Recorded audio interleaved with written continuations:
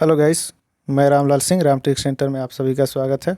आज हम लोग पेपर नंबर 7 का पार्ट 3 का जो चला रहे हैं उसमें हम लोग को पढ़ना है आज राष्ट्रीय व्यावसायिक शिक्षा परिषद, जिसको शॉर्ट में NCVT बोलते हैं, national council of vocational training.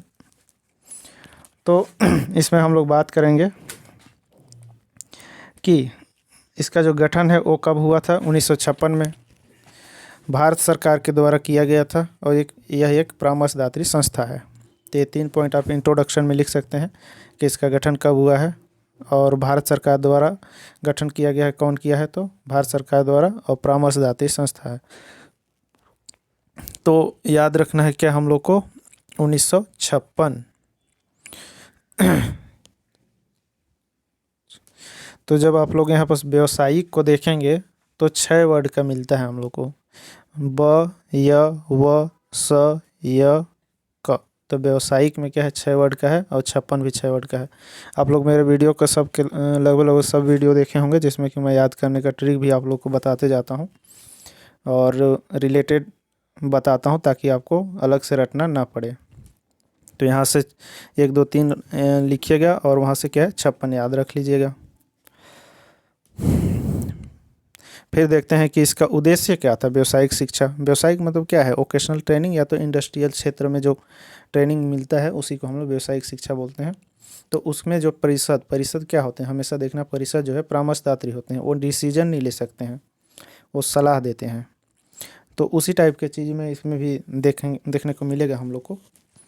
तो इसका जो मुख्य उद्देश्य है इस परिषद का, वो है राज्य या अन्य राज्यों में जो होता है और अन्य व्यावसायिक जो शिक्षण संस्थान होते हैं, जैसे ITI वगैरह है, और जो डिप्लोमा वाले संस्था होते हैं, या जिसमें ज़्यादा से ज़्यादा ट्रेनिंग में फोकस किया जाता है, वो उन संस्थाओं को क्या है, सभी राज्य के जो संस्थाओं हैं उनको एकजुट करना, साथ ही उनके बीच समन्वय स्थापित कराना। तो उनको करने के लिए उनसे जो ऊपर लेवल का रहेगा वो कौन रहेगा, केंद्र में रहेगा। तो केंद्र में क्या होगा, तो राष्ट्रीय संस्था होगी, राष्ट्र लेवल का।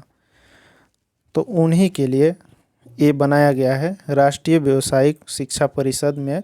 तो उसमें बताया गया है कि हम लोग जो है सभी राज्यों के जो छोटे छोटे व्यावसायिक शिक्षा संस्थान हैं उनके बीच में समन्वय करना है, और उनको देखने के लिए या उनको कंट्रोल करने के लिए एक राष्ट्रीय संस्था भी होना चाहिए। तो उनके लिए परामर्श देने का काम करेंगे कौन, व्यावसायिक शिक्षा परिषद। ठीक। दूसरा आप लोग देखिए, पाठ्यक्रमों प्रवीणता प्रमाण पत्र। तो ये जो व्यावसायिक शिक्षा संस्थान होंगे उनका जो पाठ्यक्रम होगा उसको कौन निर्धारण करेगा, तो ये परिषद अपने हिसाब से जांच करके और देख के कि कितना रखना चाहिए, क्या क्या विषय रखना चाहिए, क्या क्या पाठ्यक्रम रखना चाहिए, उसका काम करता है। साथ ही प्रवीणता प्रमाण पत्र भी प्रदान करता है, क्योंकि जो ट्रेनिंग कर लिया उनको सर्टिफिकेट चाहिए। उनके कोर्स का निर्धारण, तो पाठ्यक्रम और कोर्स दोनों एक ही है। संस्थानों को मान्यता देना, तो जो ITI संस्था है, डिप्लोमा संस्था है, उन लोग को जो वोकेशनल ट्रेनिंग देते हैं उनको क्या है, मान्यता प्रदान करता है। गुणवत्ता में सुधार, तो वोकेशनल ट्रेनिंग में बात वही हो जाती है कि क्या ट्रेनिंग देना है, किस क्वालिटी का देना है, क्या चीज़ पढ़ाया जा रहा है, तो उसमें सुधार करना, उसमें भी परामर्श देते हैं, सुधार करने में भी। संस्थानों की शिक्षण मतलब प्रशिक्षण के लिए मानकों का और पाठ्यक्रमों का निर्धारण, तो एक स्टैंडर्ड होना चाहिए ना, क्या क्या पढ़ाया जा रहा है, तो प्रशिक्षण का स्टैंडर्ड भी तय करने का काम करते हैं। ये उद्देश्य रखे हैं वो। नेक्स्ट कार्य देखते हैं। तो कार्य में क्या है इसमें, तो इनका कार्य है परिषद वालों का कि सर्टिफिकेट देना। तो किस किस में, जैसे इंजीनियरिंग है, बिल्डिंग है, और अन्य जो लाइट बनाने के लिए इलेक्ट्रिशियन का ट्रेनिंग देते हैं उनका सर्टिफिकेट। जो ITI में बहुत सारा सब्जेक्ट होने लगभग 45 लगभग हो जाता है, 45 से भी ज़्यादा सब्जेक्ट को पढ़ाते हैं, तो वो सभी में सर्टिफिकेट प्रदान करने का काम करते हैं। दूसरा क्या है, तो पाठ्यक्रम की मानक व अवधि का निर्धारण करना। तो पाठ्यक्रम का क्या स्टैंडर्ड होगा, कितना ईयर का होगा, इसके लिए क्या है कि निर्धारण का काम करते हैं। संस्थाओं को मान्यता देना और मानक सुनिश्चित करना। तो जो संस्था होंगे उनका मानक निर्धारण तो ज़रूरी है, मान्यता भी देना ज़रूरी है। बिना मान्यता प्राप्त के जगह से सर्टिफिकेट कोई लेता है तो उसका देश किसी जगह काम नहीं आता है, तो ज़रूरी है कि मान्यता प्राप्त हो। अभी जो वर्तमान में है उसमें क्या हुआ, तो इसको याद रखिएगा कि नरेंद्र मोदी जी जो हैं अपने पीएम, उनकी अध्यक्षता में अक्टूबर 2018 में एनसीवीटी जो हम लोग पढ़े व्यावसायिक वोकेशनल ट्रेनिंग वाला, तथा जो राष्ट्रीय कौशल विकास एजेंसी है, ये दोनों को मिला के वो क्या बना दिए हैं, राष्ट्रीय व्यावसायिक शिक्षा एवं प्रशिक्षण परिषद का गठन कर दिए हैं। तो एक चीज़ याद, इसको याद रखिएगा। एक बार हम लोग शॉर्ट में देख लेते हैं, और शॉर्ट फॉर्म में आप लोग इसी टाइप से, ये तो समझने के लिए मैं बता दिया, इसको शॉर्ट फॉर्म में आप लोग कैसे नोट्स बनाएंगे उसके बारे में बता देता हूँ। क्योंकि जब आप एग्ज़ाम देने जाते रहेंगे तो उस समय आपको इतना सारा चीज़ पढ़ने के लिए नहीं रहना चाहिए, शॉर्ट में रहना चाहिए। तो शॉर्ट में आप लोग क्या करेंगे इसमें, तो आप लोग याद रखिएगा इसमें एनसीवीटी में कि एक तो 1956 याद रखिएगा कि गठन कब हुआ था, क्योंकि प्रस्तावना के रूप में 2 लाइन लिखना पड़ता है, और 56 के लिए मैं याद करवा दिया था कि ये छः शब्द का है, तो 56 यहाँ से, और भारत सरकार का ही होगा क्योंकि इसमें राष्ट्रीय जुड़ा हुआ है, परामर्शदात्री। तो जितना भी परिषद होते हैं वो लोग क्या है, सलाह देने का काम करते हैं, आयोग लोग भी सलाह देने का काम करते हैं, परिषद लोग भी सलाह देने का काम करते हैं। लेकिन परिषद जो है बहुत स्थायी होता है क्योंकि काफ़ी समय तक चलता है। आयोग में बहुत सारे जो आयोग बनते हैं वो लोग क्या है, अस्थायी टाइप का होते हैं, तो बात की बात है, अलग है। तो इसमें हम लोग बस 1956 भारत सरकार और परामर्शदात्री संस्था, ये इंट्रोडक्शन में लिखिएगा। इसके बाद उद्देश्य में आप लोग क्या लिखिएगा कि जो राज्यों में जो व्यावसायिक शिक्षा संस्था है उनके बीच में क्या समन्वय स्थापित करने का काम कौन करेगा, राष्ट्रीय संस्था बनाया जाएगा उसके लिए, ठीक, जो कि इन सभी के समन्वय का काम करेगा। और ये जो परिषद है वो भी इसमें समन्वय का काम करता है। पाठ्यक्रम निर्धारण, प्रवीणता प्रमाण पत्र, उनको सर्टिफिकेट देने का काम, और संस्थाओं को मान्यता देने का काम, समाप्त करने का काम करेगा। गुणवत्ता शिक्षा में, गुणवत्ता वही व्यावसायिक ट्रेनिंग वाला शिक्षा में, और संस्थाओं की प्रशिक्षण के जो मानक होते हैं उसको, और पाठ्यक्रम निर्धारण। तो 4-5 पॉइंट को आप लोग लिख लीजिएगा इन शॉर्ट में, 4-5 शब्दों में। कार्य में क्या लिखिएगा, तो एक सर्टिफिकेट देना, सर्टिफिकेट में आप लोग जानते हैं आईटीआई वगैरह के कितना देते हैं। पाठ्यक्रम का मानक, उसका अवधि कितने समय कितने साल का होगा, और मान्यता और मानक, इस 3-4 चीज़ को याद रखिएगा। फिर उसी को शॉर्ट में लिखिएगा, वहाँ फिर लाइन बाय लाइन लिखना रहता है सेंटेंस में, तो इनसफिशेंट हो जाए, मतलब सफिशेंट हो जाते हैं, मोर देन सफिशेंट। लास्ट में आप लोग जोड़ दीजिएगा कि ये संस्था और ये संस्था दोनों को मिला के क्या कर दिया गया, राष्ट्रीय व्यावसायिक शिक्षा और प्रशिक्षण परिषद बना दिया गया है। इसके बाद एक नेक्स्ट आता है हम लोग के पास भारतीय कृषि अनुसंधान परिषद, ICAR। तो ये चौथा परिषद है और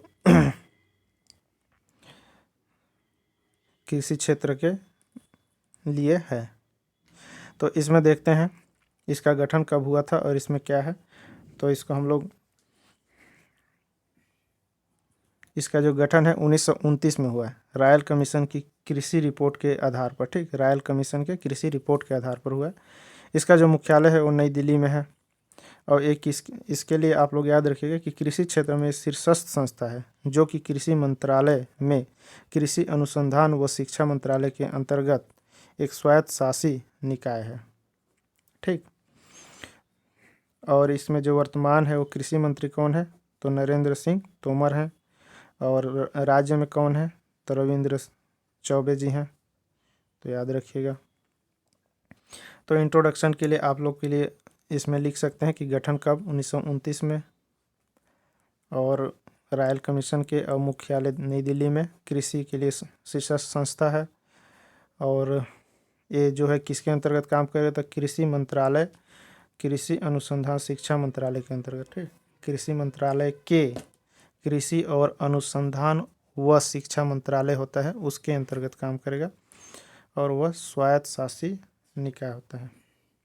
इसका जो अध्यक्ष होता है कौन है, केंद्रीय कृषि मंत्री होगा, कृषि अनुसंधान और शिक्षा मंत्रालय का अध्यक्ष, ठीक। उद्देश्य इसमें क्या है और कार्य, तो इसमें जो है उद्देश्य और कार्य मैं इसलिए अलग अलग नहीं लिखा हूँ क्योंकि आप लोग इसमें से 2 या 3 को उद्देश्य बनाएंगे और बाकी को कार्य में डालेंगे।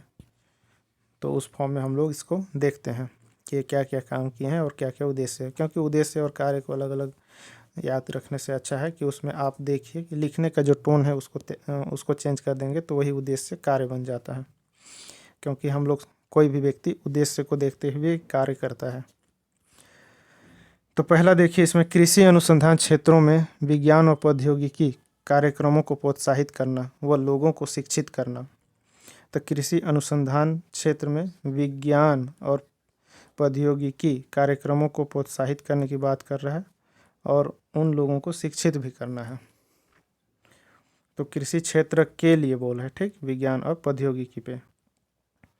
नेक्स्ट क्या है, कृषि तथा कृषि संबंध गतिविधियों में अनुसंधान, शिक्षा में मार्गदर्शन और प्रबंधन कार्य। तो कृषि या कृषि संबंध गतिविधियों में क्या है, अनुसंधान मतलब शोध भी करना है उसमें, और शिक्षा के लिए मार्गदर्शन भी करना है और मैनेजमेंट भी करना है। नेक्स्ट देखिए, कृषि प्रौद्योगिकी का विकास। तो आजकल देखेंगे विदेशों में तो विदाउट टेक्नोलॉजी कुछ हो नहीं रहा है। आप लोग अमेरिका का देखेंगे तो हर चीज़ में कृषि से लेके सभी क्षेत्रों में, चाइना में देखेंगे तो वहाँ भी, इजराइल में देखेंगे तो वहाँ भी, हर चीज़ में टेक्नोलॉजी को इन्वॉल्व किया जा रहा है और लगभग 98% टेक्नोलॉजी काम कर रही है। 2% हम ह्यूमन लेबर लगाते हैं सिर्फ उसको ऑपरेट करने के लिए। और इससे क्या होता है कि हमारा जो क्षमता है वो ह्यूमन से नहीं पर भी तो 100 गुना ज़्यादा बढ़ जाता है और लागत भी कम पड़ती है और समय भी कम पड़ता है। तो इसलिए जो है सभी क्षेत्रों में प्रौद्योगिकी को इन्वॉल्व कर रहे हैं।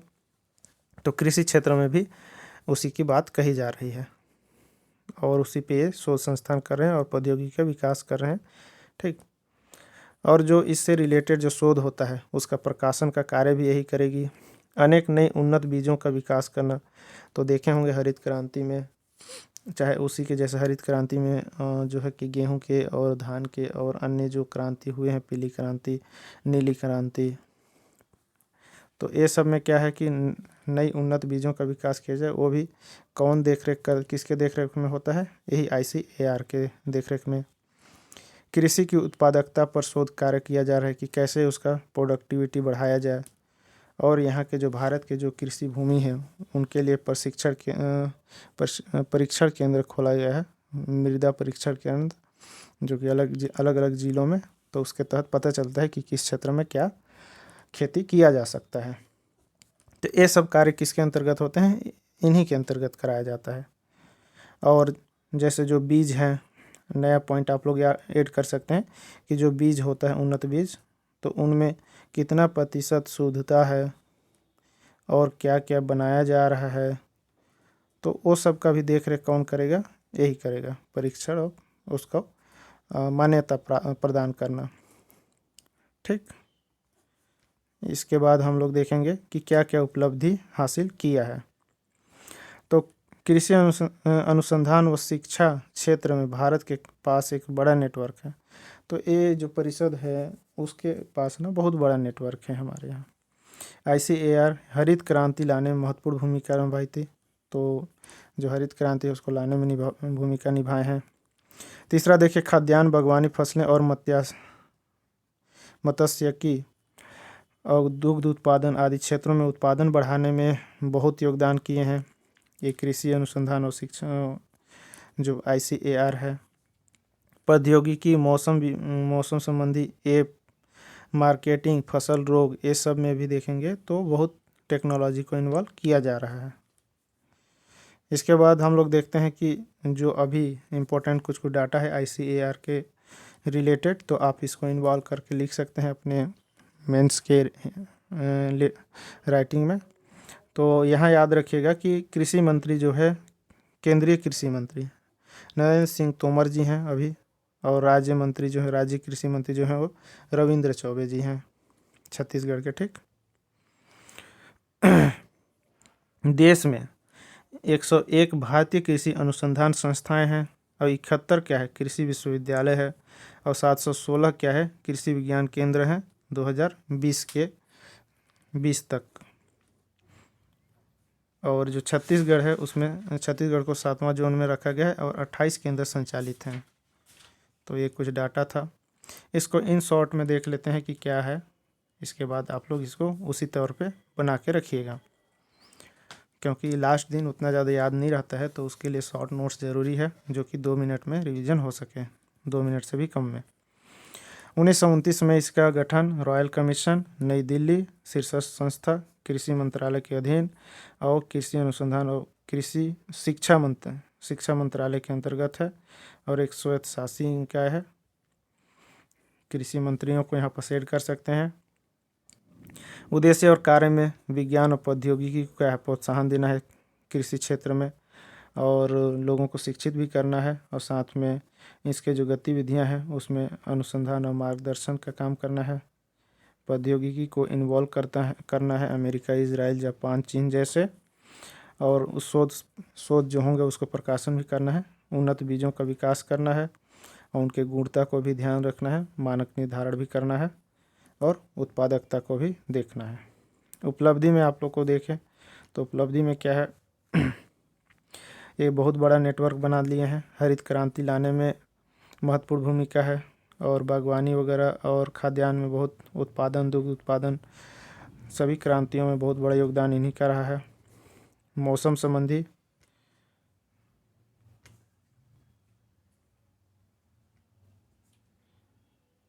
मौसम संबंधी जानकारी के लिए ऐप बना लिए हैं, मार्केटिंग ऐप, रोग वगैरह देख स्कैन करके आप रोग का पता लगा सकते हैं। ऐसे प्रौद्योगिकी को विकास किए हैं, और ये जो इम्पोर्टेंट डाटा है उसको। चलिए, जय हिंद, जय भारत। अगले वीडियो में फिर मिलते हैं।